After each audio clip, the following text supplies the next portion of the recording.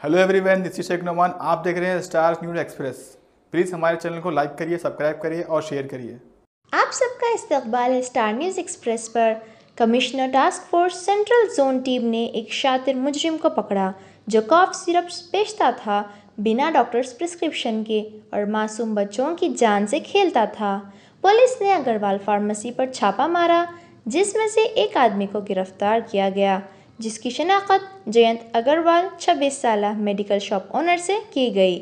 Star News express आप सभी आवाम से दरख्वास्त करता है, आप डॉक्टर के प्रिस्क्रिप्शन पर ही दवा खरीदें, डायरेक्ट मेडिकल स्टोर से ना लें, आपकी जान को खतरा हो सकता है।